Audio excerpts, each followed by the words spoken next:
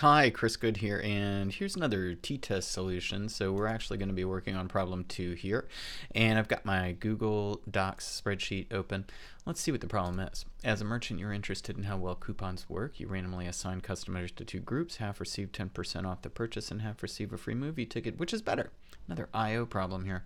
Here's the number of people per day. So more people per day is better, right? So do the data show there's a significant effect of promotion type? Follow all the steps used in hypothesis testing. Okay, well, I've actually already entered the data into the spreadsheet, and I've also down here calculated the n's, the sample size, and if you'll notice up here I did this by counting the scores from B3 to B10, B3 all the way down to B10. Then for degrees of freedom I subtracted 1 from the n for both of them, and I actually already did B3 to B10 average and then pasted over here for C3 to C10, and I've got the DF pooled by summing the degrees of freedom, and that's going to make things just a little bit easier. So let's follow all those hypothesis testing steps. First, state null hypothesis. That's mu, whoopsies, this is mu1 minus mu2, all right? Let's get our window back open. There we go. Mu1 minus mu2. Mu1 minus mu2 equals 0. We'll need that for the t-test. Step 2 is to state your alpha. And again, I'm going with alpha equals 0.05. And then we can say that t crit, the critical value for t, I already know I've got 14 pooled degrees of freedom, right? That's going to be, let's look it up in our stats textbook, 14 degrees of freedom. Oh look, it's 2.145 again. All right, so that's plus or minus 2.145. That means on our diagram up here, 2.145 is going to be here, minus 2.145 is here, and together the proportion in these tails combined is about, well, it's exactly 5%. Okay. What do we need to do now? Step 3 is calculate t. And to do that, we're going to need our mean difference. We have that. Population mean difference. That's 0 from the null. We need the estimated standard error of the difference between the two means, which means we'll need pooled variance, which means we need sum of squares for each one. I'm going to try it a little differently this now. I'm going to use the alternative sum of squares equation, which means I'm going to need sum of x over here for the last part and sum of x squared for the second part. So instead of squaring deviations, this time I'm going to square scores, right, and for both of these. And then I'm going to sum the squared scores for the left part, then subtract the quantity, the square of the sum of the scores over n. Let's try it this way and see what happens. So that's this squared, all right? And then we're going to paste that. Don't paste it down here. Don't square n. That's not a score. That's n. But these scores also get squared, right? And then let's do this. Let's make a few more rows here.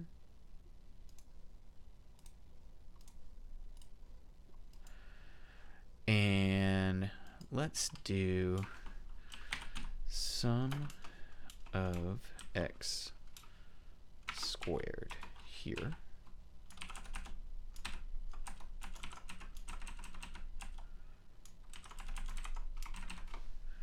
And let's right align those so the labels are nice. All right. Let's do sum of x here.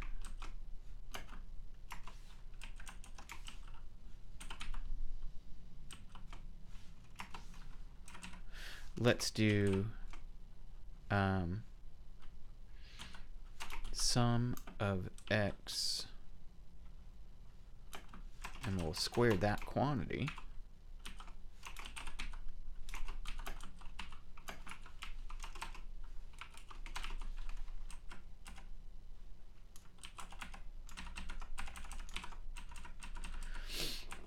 And then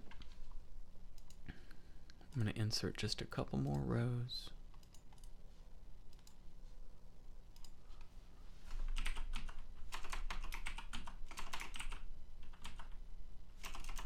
we got to divide that quantity, right, by n to get the second part of this alternative formula.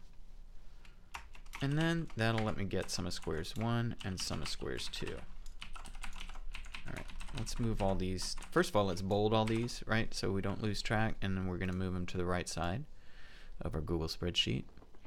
All right, what did I just do? I'm trying to get sum of squares, but I'm using the alternative sum of squares equation. How do I do it? First, I have to square all the scores and sum them up. So I've squared all the scores, and now I need to sum them up. Sum up the squared scores. That's just the sum of these squared scores. Then I need to sum the squares, sum square scores, sum the scores themselves. And I have to do that first before I raise it to 2 because of parentheses. Parentheses come before exponents. So I'm going to sum the scores. All right. Then I'm going to square those summed scores. So that's just the sum of x raised to the second power. Then, and that's this top part of the equation right here.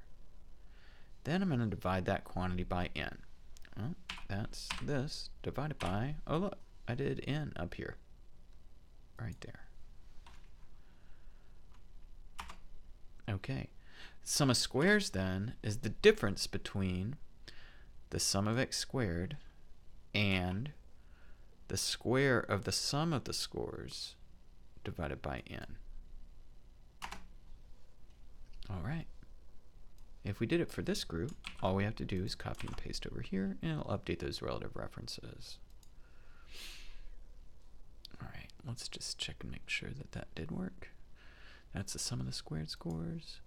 That's the sum of the scores themselves, right? That is the square of those summed scores, and that's our sum of squares for the last one.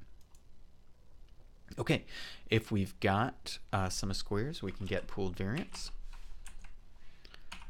The pooled variance is these two sum of squares in parentheses divided by these two degrees of freedom, also in parentheses.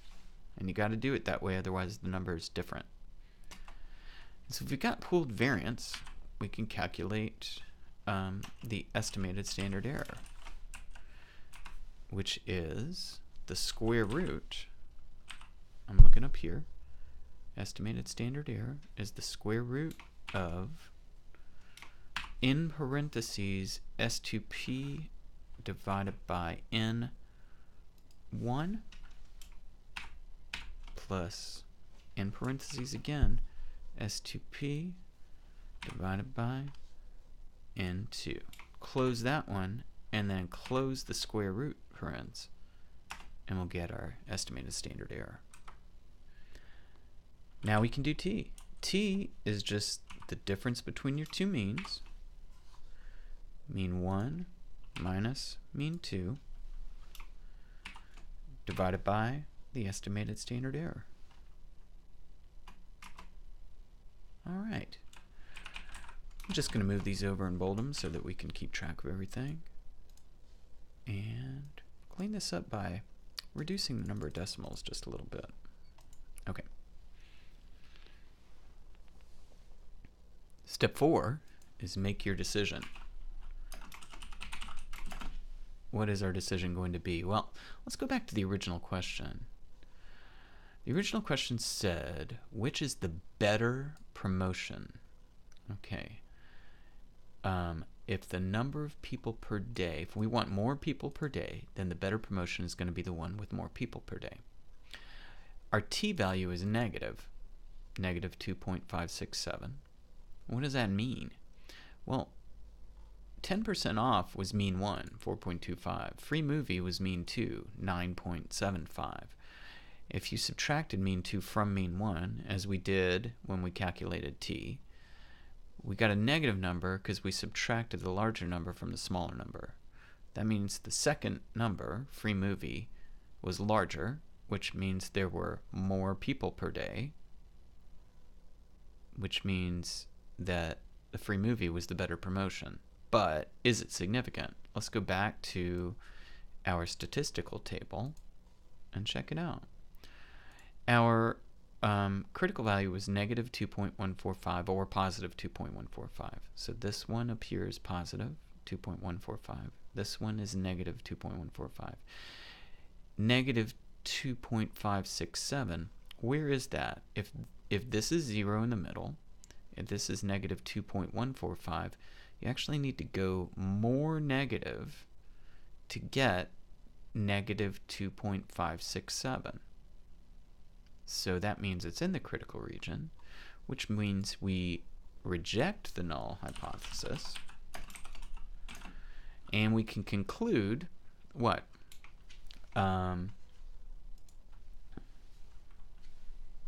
The free movie promotion